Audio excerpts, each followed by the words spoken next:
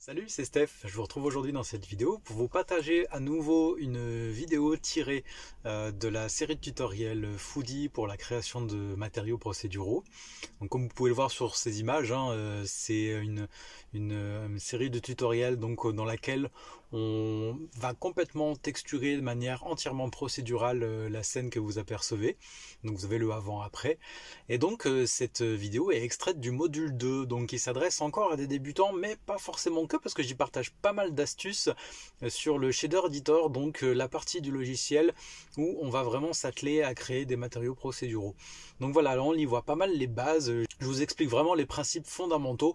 Donc il faut toujours avoir un peu de théorie à un moment donné, avant de vraiment les mettre les mains dans le cambouis. Donc là, ça se passe à ce moment-là de la série de tutos, avant de vraiment se lancer dans la création de matériaux à proprement dit. Si ça vous intéresse d'en savoir plus, eh bien vous avez tout simplement le lien cliquable dans la description. Donc voilà, c'est parti, il ne me reste plus qu'à vous souhaiter un bon visionnage. Donc pour ça, on va quitter l'espace de travail Layout et on va aller dans l'espace de travail Shading qui est ici. Voilà, donc pour rappel, on retrouve simplement au-dessus une vue 3D et en dessous donc le Shader Editor qui va nous permettre donc de créer des matériaux procéduraux notamment.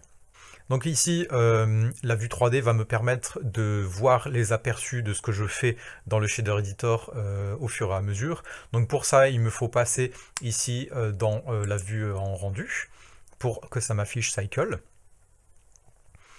Enfin ici, je peux supprimer cet objet de base donc, qui est le cube, donc qui vous voyez d'ailleurs a un matériau de base déjà attribué.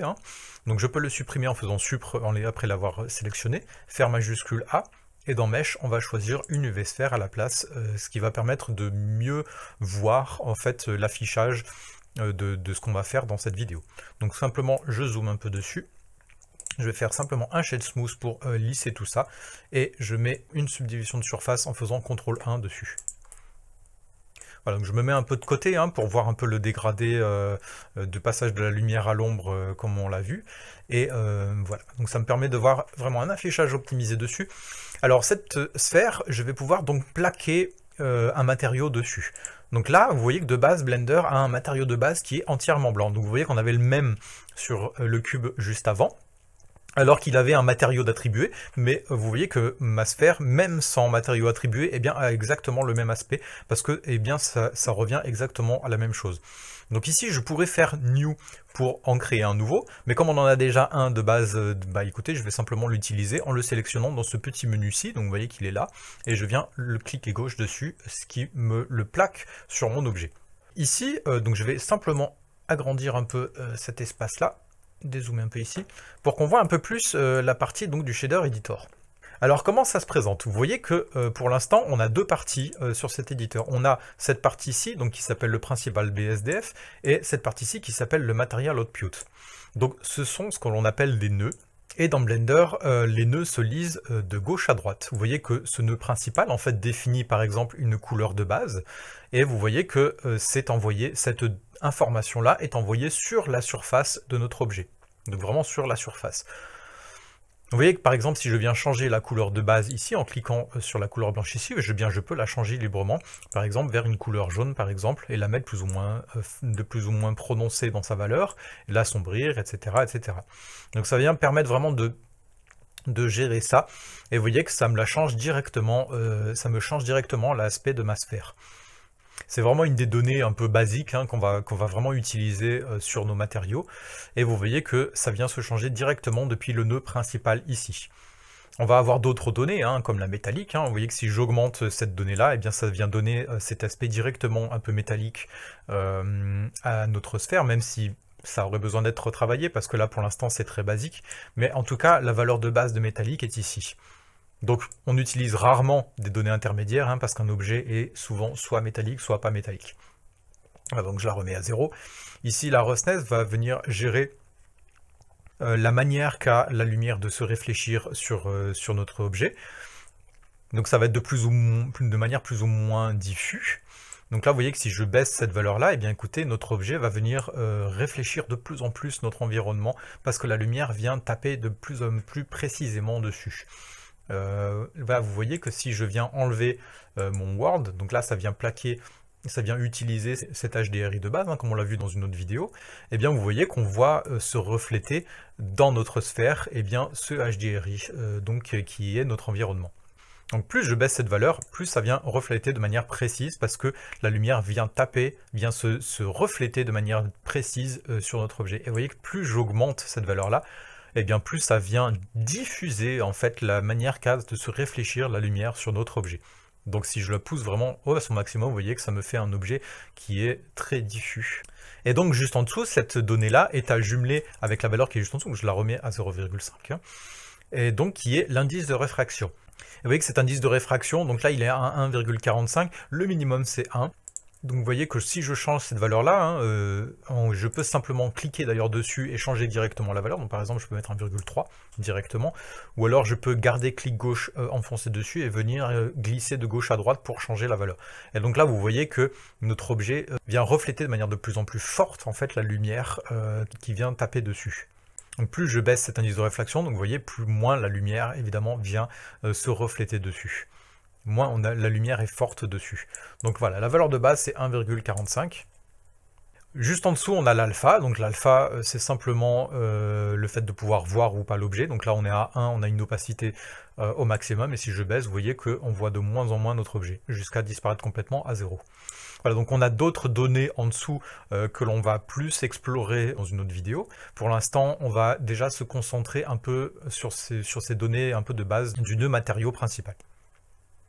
Comme je vous l'ai dit, ce panneau se lit de gauche à droite. Hein. Pourquoi? Parce que à la fin, donc à droite, on a ce qui est envoyé directement sur notre objet, donc soit sur sa surface, soit dans son volume. Donc le volume, c'est à l'intérieur de l'objet. Ça va être utile notamment pour créer des fumées ou voilà, de la brume, ce genre de choses. Et le displacement, c'est ce qui va venir déformer, en fait, si vous voulez, la forme de notre objet en fonction des données qu'on va définir sur notre matériau. Donc pour l'instant, on va vraiment se concentrer sur la surface, hein, la donnée un peu la plus basique. Et je vais vous montrer comment ajouter des choses plus à gauche qui vont venir transformer un peu tout ça. Allez, je vais vous détailler maintenant un peu tous les mouvements qu'il est possible de faire dans ce panneau. Donc il nous est possible de nous déplacer, vous voyez, en gardant cliqué sur la molette de notre souris. Il est possible de sélectionner en faisant des clics gauche, donc les différents nœuds que l'on a dans la vue. Il est possible également de zoomer ou de dézoomer en gardant CTRL appuyé et en gardant également cliqué le clic molette. Je peux également faire ça avec la molette haut et bas, hein, zoomer et dézoomer. Alors bon, on ne peut pas faire de rotation, en même temps on n'aurait pas trop l'utilité, donc le R ici nous sert à rien. Pareil pour le changement d'échelle, hein, ça nous servirait à rien. Donc voilà un peu les mouvements de base. Ensuite, pour ce qui est de bouger les nœuds qui sont ici, donc on peut les attraper avec clic gauche et en gardant appuyé le clic gauche, vous voyez que je peux le déplacer et venir lâcher là où je désire positionner le nœud. Je peux également le déplacer de manière crantée, on va dire. Pour ça, je clique gauche sur mon nœud, je commence à le déplacer et j'appuie sur CTRL. Et là, vous voyez que ça me permet de le déplacer comme ça par segment. Donc ça me permet éventuellement, par exemple, vous voyez, avec cette manière-là, de pouvoir aligner plus précisément mes nœuds pour ceux qui aiment bien être organisés. Et enfin, vous pouvez les déplacer de manière beaucoup plus lente, hein, comme vous voyez, si je garde appuyé majuscule en même temps que je déplace avec ma souris le nœud. Enfin, pour ce qui est des données à l'intérieur d'un nœud, vous voyez que ici, pour rappel, on a la donnée de métallique.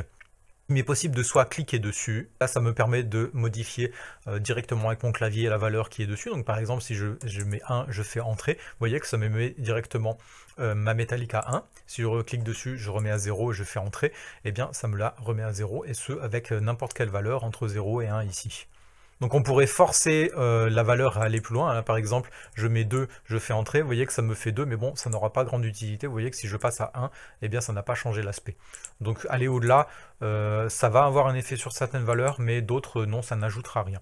Donc bien rester entre ces deux valeurs extrêmes. Je peux également garder clic gauche appuyé à l'intérieur de cette valeur-là et la déplacer de gauche à droite, et là vous voyez que ça vient changer cette valeur-là également. En ayant déjà le clic gauche enfoncé, je peux appuyer sur majuscule et là vous voyez que ça vient me ralentir énormément le déplacement, ce qui me permet de gagner énormément en précision de ce que je viens sélectionner. Donc là vous voyez, je peux venir me replacer à 0,5 de manière très précise et lâcher. Vous voyez que si je le fais sans majuscule, ça va tellement vite que pour regagner précisément les 0,5, ça va être compliqué.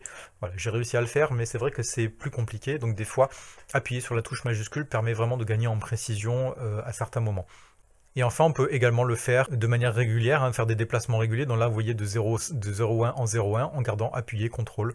Donc pareil, en fonction de ce que vous voulez faire, eh bien, ça permet d'aller assez vite au résultat que vous voulez. Je fais juste une petite pause dans le tuto pour t'informer que tu peux télécharger gratuitement mon pack procédural dans lequel tu trouveras un outil pour supprimer la répétition de tes textures, une texture d'écaille et un matériau procédural de panneau solaire. Donc tout ça c'est gratuit. Tu peux retrouver le lien dans la description directement si ça t'intéresse. Donc pour ajouter un nœud dans cet éditeur, j'ai deux possibilités. Soit j'appuie sur Add ici, et donc là vous voyez que j'ai pas mal de catégories de choses que je peux ajouter donc dans ce panneau. Soit je peux faire le raccourci majuscule A, et vous voyez que j'ai le même menu qui s'affiche ici, donc de manière contextuelle en fonction de l'emplacement de ma souris. Vous voyez que si je le fais par exemple ici, ça va l'afficher ici, ce qui permet d'aller voilà, très vite. C'est pour ça que ce raccourci est vraiment très utile. Donc voilà, pour ceux qui le préfèrent, vous pouvez également passer par le menu Add qui est ici. Donc comment se décompose un peu ce menu? On peut soit faire une recherche en cliquant ici, en faisant un clic gauche dessus. Donc là, si vous connaissez le nom du nœud que vous recherchez, vous pouvez le chercher directement ici. Et par exemple, venir l'ajouter directement. Vous voyez, par exemple, on a une texture de Voronoi ici. Il me met les dernières recherches que j'ai faites, mais par exemple, je tape Voronoi, vous voyez qu'il me le retrouve bien en premier. Donc je peux venir faire clic gauche dessus, et vous voyez que là, j'ai bien un nœud de Voronoi qui vient d'apparaître, et je vais clic gauche à l'emplacement où je veux le mettre. Voilà, donc ce nœud-ci, en fait, a plusieurs sorties. Vous voyez que les sorties sont à droite, parce qu'on va toujours de gauche à droite pour rappel, et il a plusieurs entrées, donc qui, elles, sont sur la gauche. De même, vous voyez que ce nœud principal a une sortie qui est ici, donc qui est reliée à la surface de notre objet, mais il a aussi plusieurs entrées. D'accord? Donc, vous voyez que par exemple ici, j'ai une sortie couleur qui sort de ma texture de Voronoi, et j'ai une entrée couleur de base sur mon nœud principal ici. Donc je peux tout simplement faire un clic gauche sur la sortie qui est ici, la tirer jusqu'à ma couleur de base ici et lâcher. Et là vous voyez que la donnée de la texture de Voronoi a supplanté en fait la donnée que j'avais définie dans ma couleur de base ici. D'ailleurs elle a même disparu. Donc c'est quelque chose que je peux tout à fait annuler en reprenant en fait si vous voulez la sortie du fil qui est ici et en la lâchant ailleurs que sur l'entrée de couleur de base. Et là vous voyez que naturellement il vient reprendre la donnée que l'on avait à l'origine. Donc je peux relier à nouveau la couleur de cette texture et vous voyez que ça vient donner, donc plaquer une texture voilà, de Voronoi sur mon objet. Donc ici, on a les couleurs, mais on pourrait également relier la distance dans la couleur de base. Donc là, ça va me mettre une donnée en noir et blanc. Et enfin, je peux utiliser la position de cette couleur. Donc vous voyez que plus je change de position, plus ma couleur évolue. Donc ça, c'est des choses voilà, qui nous permettent de définir différentes choses. Mais on va utiliser la valeur de distance qui est la plus intéressante sur cette texture. Donc là, ce qui est intéressant de voir, encore une fois, c'est que vous voyez que j'ai rajouté un objet sur la gauche d'un élément. Je l'ai relié à une entrée, donc j'ai relié sa sortie à une entrée du nœud qui est sur sa droite. Et vous voyez que ça vient changer au fur et à mesure l'aspect de ce qui est tout à droite, c'est-à-dire la surface de mon objet. Donc là, vous voyez que cette texture de Voronoi, je vais pouvoir changer pas mal de choses dessus. Il y a certaines choses que l'on va détailler au fur et à mesure. Mais grosso modo, vous pouvez changer le type de Voronoi que vous voulez utiliser. Donc là, par exemple, on a le F1. On peut utiliser par exemple le F2. Donc vous voyez que ça change l'affichage de la texture.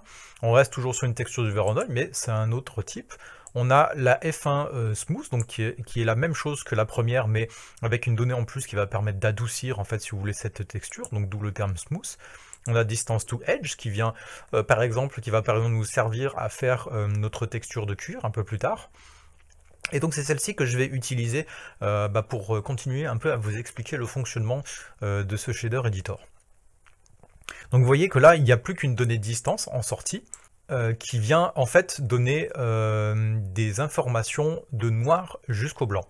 Donc comme vous pouvez le voir, on est vraiment sur des valeurs de gris, et on va vraiment du noir jusqu'au blanc. Donc ça donne vraiment une information de base à laquelle on va pouvoir par exemple rajouter des couleurs. C'est pour ça qu'on l'a relié à notre couleur de base ici. Donc pour ça, on va faire majuscule A. Et dans la recherche ici, on va mettre color ramp. Donc, dès qu'il est affiché, je peux faire entrer dessus. Et vous voyez que donc ça vient me remettre donc mon nœud associé à la position de ma souris. Et je peux venir valider, en fait, si vous voulez, ce color ramp sur le fil qui est entre ma texture de Voronoi et ma couleur de base. Vous voyez que ça le met un peu en surbrillance. Donc là, je peux venir faire clic gauche dessus. Et vous voyez que automatiquement, il me l'a placé entre les deux. Et donc, il est bien relié. Donc la sortie de ma texture de Voronoi est bien reliée donc à l'entrée de mon color ramp, donc qui est son facteur. Et donc la sortie de couleur de ce color ramp est bien reliée à ma couleur de base ici. Donc vous voyez que ce color ramp, comme son nom l'indique, une rampe de couleur. Donc vous avez à gauche une pastille de noir et à droite une pastille de blanc. Donc vous voyez que ça projette la couleur exactement de la même manière sur notre objet parce que eh bien, ce sont les données exactement les mêmes que nous avions directement sorties de notre texture de Voronoi. Donc en l'état, en fait, si vous voulez, ce colorant n'ajoute rien du tout. Mais par contre, vous voyez que ce noir, si je clique sur la pastille, eh bien, je peux venir cliquer en dessous sur la couleur noire et je peux venir la changer. Vous voyez qu'ici, on est dans la couleur la plus sombre. Donc si je monte cette couleur-là, vous voyez que ça vient donc m'éclaircir toutes les zones de noir. Et si, par exemple, je décide de passer sur une couleur jaune, eh bien, vous voyez que tout ce qui était au plus noir devient maintenant jaune. D'accord? Et cette pastille-là, je peux l'attraper en faisant un clic gauche et en gardant appuyé le clic gauche et je peux venir la faire glisser en fait sur cette rampe. Et donc là, vous voyez l'utilité de pourquoi une rampe de couleur. Eh bien, si je la fais glisser vers la droite, vous voyez que la partie en jaune devient de plus en plus importante, s'élargit en fonction de notre texture. Donc vous voyez que ça garde bien la forme de notre texture et ma couleur jaune doré vient s'élargir en fonction d'elle. Et de la même manière, je peux attraper mon blanc et venir la faire glisser sur la gauche. Et là, vous voyez que mon blanc devient de plus en plus important, de plus en plus prononcé également. Donc vous voyez même que si je zoome sur mon objet, vous voyez que j'ai du blanc uni sur toute cette partie-là, hein, on l'aperçoit, et plus je vais à la gauche, plus cette partie blanche unie, en fait, s'étale. Donc vous voyez que c'est toute la partie là sur la droite de mon color ramp qui vient définir une couleur unie, et là, de la même manière, j'ai mon jaune doré un peu uni, et là, au milieu, entre les deux, j'ai un dégradé. D'accord? Donc c'est le dégradé qu'on l'on aperçoit ici. Donc pour rappel, en fonction de notre texture de Voronoi. Donc là, vous commencez à apercevoir un peu la puissance en fait de ces systèmes. Voilà, donc je dézoome un peu sur mon objet, je me remets un peu mieux. Donc là, je vais remettre mes valeurs chacune à un extrême. Donc il faut savoir que dans Blender, dans ce système-là, donc si je repasse ici à une valeur de noir, hein, le noir équivaut à la donnée 0 et le blanc équivaut à la donnée 1. Donc ça, c'est vraiment quelque chose que l'on va couramment utiliser pour créer des textures. Blender le comprend vraiment comme ça. Là où il y a du noir, c'est égal à 0, et là où il y a du blanc, c'est égal à 1. Donc c'est pour ça que si je mets cette valeur-là dans ma couleur de base, eh bien tout simplement, il va le comprendre exactement de la même manière. Là où il y a du noir, il y a du noir, là où il y a du blanc, il y a du blanc. Ça revient à la même chose. Mais par contre, si je viens à relier cette valeur-là dans ma roughness, eh bien vous voyez que ça me change complètement l'aspect de ma texture. Pourquoi? Parce que là où il y a du noir, il comprend qu'il y a 0 en roughness. Là où il y a du blanc, il comprend qu'il y a 1 en roughness. Donc vous voyez que plus je vais vers les zones de noir, et bien plus j'ai cet effet miroir, hein, comme on l'a vu tout à l'heure, mais tout à l'heure c'était sur la totalité de notre objet, que là maintenant on voit vraiment cette transition des zones de blanc où notre lumière se réfléchit de manière très diffuse, alors que là, plus on va vers les zones de noir, plus elle se réfléchit de manière précise, et donc on a cet effet un peu miroir. Et donc ça, on peut venir l'affiner. Vous voyez que si j'attrape ma pastille blanche, en même temps que ça m'élargit mes zones de blanc, et bien vous voyez que ça enlève de plus en plus à cette zone de lumière où la roughness est à 0. Donc vous voyez que je vais pouvoir envoyer à partir de cette même texture des informations différentes sur mon nœud principal. Donc imaginons, je baisse ce color ramp ici, je vais en ajouter un autre au-dessus en faisant majuscule A dans Search, je viens encore chercher un color ramp, je le mets juste au-dessus. Vous voyez que je peux relier à nouveau la distance de ma texture au facteur de mon color ramp et relier donc la couleur de mon color ramp à ma couleur de base. Et donc là, maintenant, depuis la même texture, eh bien je vais pouvoir envoyer une donnée différente dans ma couleur de base et une donnée différente dans ma roughness, d'accord? Donc imaginons là ma couleur noire, eh bien je peux la remettre un peu plus claire, je peux la remettre jaune. Donc vous voyez que ça me change ma couleur de cette zone-là, mais ça n'a pas changé la manière qu'a le logiciel de gérer la réflexion de la lumière sur mon objet. Donc vous voyez que ce système-là, en utilisant des données de noir et blanc en fonction d'une texture, eh bien je vais pouvoir le faire sur tout ce qui a une entrée blanche, une entrée grise sur mon nœud principal. Hein. Donc on en a quelques-unes ici, mais on en a aussi en dessous. Donc on verra plus en détail encore une fois dans une autre vidéo. Donc je pourrais également relier cette valeur-là dans mon indice de réfraction ici. Donc vous voyez que ça vient encore une fois, là où il y a du blanc, eh bien ça vient me rajouter énormément de luminosité dessus. Et là où il y a du noir, eh bien ça m'en enlève énormément. Donc vous voyez que si j'augmente ça, vous voyez un peu les effets que ça peut créer. Je l'enlève. Enfin, on va pouvoir encore rajouter des choses avant cette texture-là. Vous voyez qu'elle a une entrée qui s'appelle vector. Donc, ça me permet de vous introduire une autre manière de rajouter des nœuds. Vous voyez que là, j'ai attrapé donc la pastille du vecteur et je la garde clic gauche appuyé et je l'amène un peu avant. Et si je la lâche, eh bien, ça me propose directement de faire une recherche pour ajouter un nouveau nœud.